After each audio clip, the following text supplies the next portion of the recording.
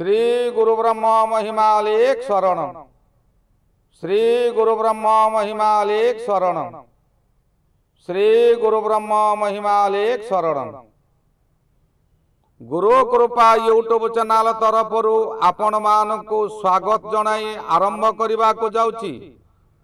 2026 मसीहा जुलाई मासरे मेष ठारू मीन पर्यंत 12 गोटी राशि मासिक राशिफल जेउ माने प्रथम करी आमर यही गुरु कृपा यूट्यूब चैनल को देखुचंती से माने गोटिए सब्सक्राइब करंतु, पाखरे आसुथिबा बेल आइकन को दबाई दियंतु ओ वीडियो शेष रे लाइक गोटिए करने को भूलिबे नाही। जेउ मानकर विवाह होई पारु नाही, बहु विलंब हेलानी, चाकरी क्षेत्र रे बहु बाधा आसुची, पारिवारिक क्षेत्र रे समस्या सृष्टि हेउची, सेमाने सेमानकर नाम, जन्म तारीख, जन्म समय, जन्म स्थान निम्न रे दिया जाइतिबा मेल आईडी रे प्रेरण करंतु। आम्बे ताहा विचार करी आपण को प्रतिकार जणाई दिया जीवो। आसतु एबे जानिबा 2026 मसीहा जुलाई मासरे कन्या राशि मासिक राशिफल। कन्या राशि जातक जातिकांक पाई जुलाई 2026 मासटी वर्षर सबुठारु उल्लेखनीय और लाभदायक। समस्त मास मानक मध्यरु यह गोटिए अन्यतम मास होई पारे। एही मासरे रवि, बुध, बृहस्पति और शुक्रंकर स्थिति आपणक जीवन रे आय, सम्मान, कर्म सफलता और सामाजिक प्रतिष्ठा वृद्धि करिवो। विशेष करी दशम रवि, एकादश बुध, एकादश बृहस्पति और एकादश शुक्र एही मासरे आपण को बहु दिगरु सफलतार आशीर्वाद प्रदान करिवे। किंतु एही समय रे सप्तम शनि, नवम मंगल एवं द्वादश केतु केतक क्षेत्र रे सतर्कतार संकेत मध्य देउछंती। विशेष करी दाम्पत्य जीवन, भाग्यर उपरे अधिक निर्भरशीलता और अनावश्यक व्यय क्षेत्र रे सचेतन रहिबा आवश्यक। जुलाई मास आपण को एक स्पष्ट संदेश देउची। परिश्रम करंतु, सुजोग को चिन्हंतु, आत्मविश्वास सह आग को बढ़ंतु। एही मासरे आपण जेउ बिहन बुणिबे ताहार फल आगामी किछि मास धरी पाइबे। मासर सामग्रिक चित्र। जुलाई मासरे आपणक जीवन रे लाभ, उन्नति और सफलतार प्रभाव स्पष्ट भाव रे देखा देबो। दीर्घ दिन धरी अटकी रहितिबा काम धीरे धीरे समाधान हेबो। आपणक आत्मविश्वास वृद्धि पाइबो एवं लोक माने आपणक मतामत को गुरुत्व देबे। एही मासरे अनेक जातक नूतन लक्ष्य निर्धारण करि पारंती। किछि लोक चाकरी रे पदोन्नति पाई पारंती, किछि लोक नूतन व्यवसाय आरंभ करि पारंती और किछि लोक समाज रे निजर एक स्वतंत्र परिचय सृष्टि करि पारंती। राहु षष्ठ स्थान रे रही शत्रु मान को विनाश करिवो। प्रतियोगिता रे विजय और रोगरु मुक्तिरु संकेत देउछंती। यह आपणक पई बहुत बड़ सकारात्मक पक्ष। कर्म क्षेत्र और चाकरी। जुलाई मासरे कर्म क्षेत्र आपणक जीवनर सबुठारु शक्तिशाली क्षेत्र हेबो। दशम रवि आपण को कार्य क्षेत्र रे सम्मान, प्रभाव और सफलता प्रदान करिवे। आपणकर उच्च अधिकारी माने आपणक कार्य दक्षता रे संतुष्ट रहिबे। जेउ माने दीर्घ दिन धरी पदोन्नति किंबा स्थानांतकरण अपेक्षा रे अछंती सेमानक पई एही मासटी आशाजनक फल मिलिबो।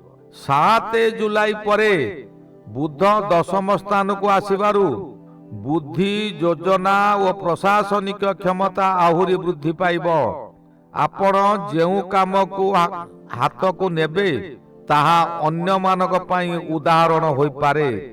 ସରକାରୀ ଚାକିରି, ଶିକ୍ଷା କ୍ଷେତ୍ର, ବ୍ୟାଙ୍କିଂ, ପ୍ରଶାସନ, ମିଡିଆ, ଆଇଟି ଏବଂ ପରାମର୍ଶ କ୍ଷେତ୍ରରେ ଥିବା ବ୍ୟକ୍ତିମାନେ ବିଶେଷ ଭାବରେ ଉପକୃତ ହେବେ।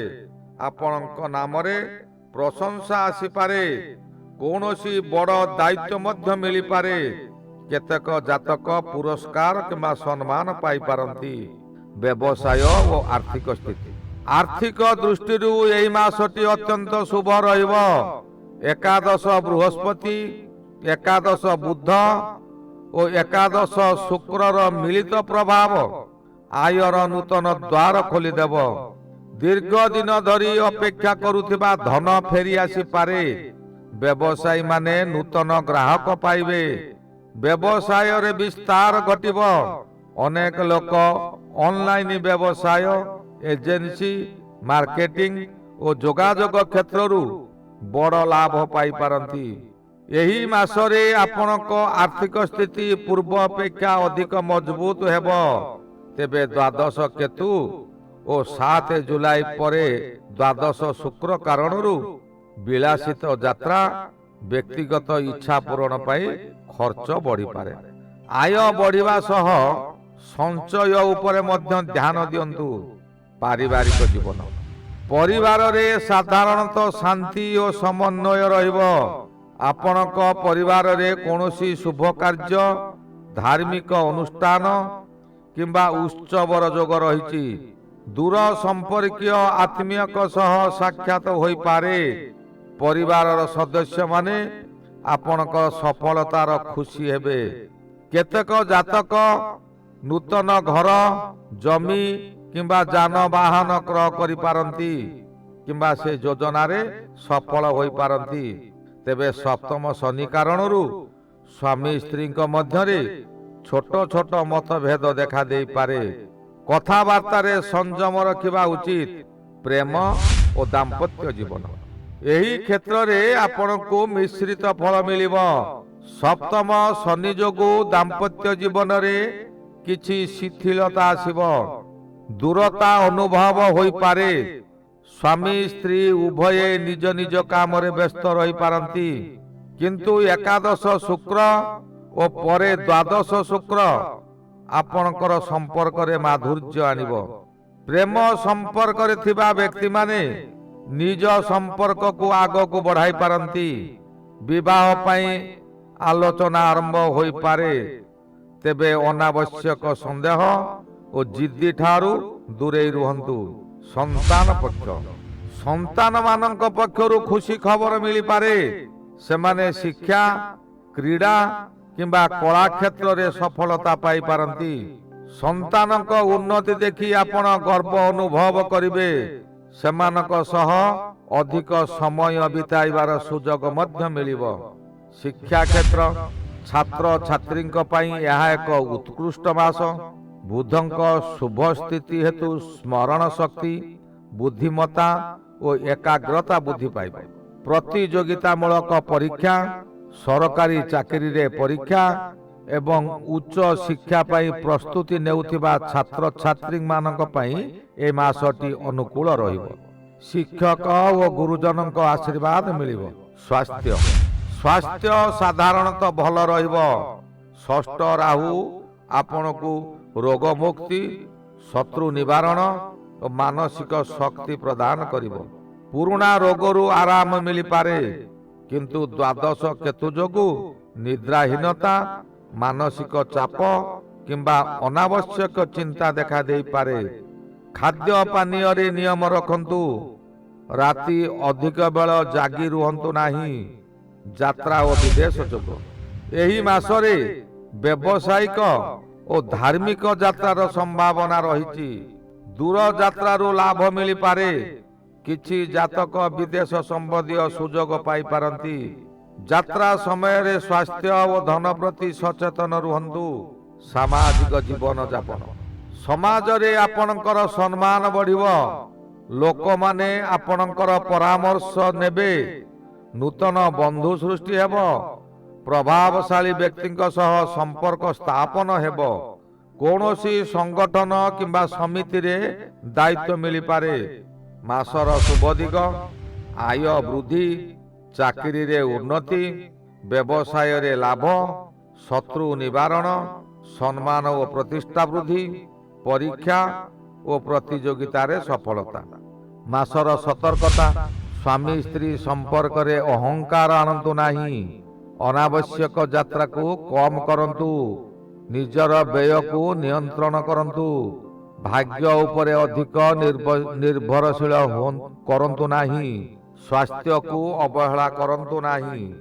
ମାସର ସାରାଂଶ: କନ୍ୟା ରାଶି ପାଇଁ ଜୁଲାଇ 2026 ମାସଟି ଉନ୍ନତି, ଲାଭ ଓ ସଫଳତାର ମାସ ହେବ। ରବି, ବୁଧ, ବୃହସ୍ପତି, ଶୁକ୍ର ଏବଂ ରାହୁଙ୍କର ଶୁଭ ପ୍ରଭାବ ଆପଣଙ୍କ ଜୀବନର ବିଭିନ୍ନ କ୍ଷେତ୍ରକୁ ସକାରାତ୍ମକ ଭାବରେ ପ୍ରଭାବିତ କରିବ। କର୍ମ କ୍ଷେତ୍ରରେ ଉନ୍ନତି, ବ୍ୟବସାୟରେ ଲାଭ, ସମ୍ମାନ ବୃଦ୍ଧି ଏବଂ ଆର୍ଥିକ ସ୍ଥିତିର ସୁଧାର ଏହି ମାସର ପ୍ରମୁଖ ବିଶେଷତା ରହିବ। ତେବେ ସପ୍ତମ ଶନି, ନବମ ମଙ୍ଗଳ ଓ ଦ୍ୱାଦଶ କେତୁ ଦାମ୍ପତ୍ୟ ଜୀବନ, ଭାଗ୍ୟ ଓ ବ୍ୟୟ କ୍ଷେତ୍ରରେ ସତର୍କ ରହିବା ଆବଶ୍ୟକ କରାଇବ। ଯଦି ଆପଣ ପରିଶ୍ରମ, ଧୈର୍ଯ୍ୟ ଓ ବିବେକ ସହ ଆଗକୁ ବଢ଼ନ୍ତି, ତେବେ ଏହି ମାସ ଆପଣଙ୍କ ଜୀବନରେ ଅନେକ ନୂତନ ସଫଳତାର ଅଧ୍ୟାୟ ଲେଖିବ। ଜୁଲାଇ ଶେଷ ବେଳକୁ ଆପଣ ଅନୁଭବ କରିବେ ଯେ ଭାଗ୍ୟ ଓ ପରିଶ୍ରମ ଉଭୟ ଆପଣଙ୍କର ସହଯୋଗୀ ଅଛନ୍ତି। ଏହି ଗଲା 2026 ମସିହା ଜୁଲାଇ ମାସରେ କନ୍ୟା ରାଶିର ମାସିକ ରାଶିଫଳ। ଶ୍ରୀ ଗୁରୁ ବ୍ରହ୍ମ ମହିମା ଅଲେଖ ଶରଣ। ଶ୍ରୀ ଗୁରୁ ବ୍ରହ୍ମ ମହିମା ଅଲେଖ ଶରଣ। ଶ୍ରୀ ଗୁରୁ ବ୍ରହ୍ମ ମହିମା ଅଲେଖ ଶରଣ ଶରଣ ଶରଣ।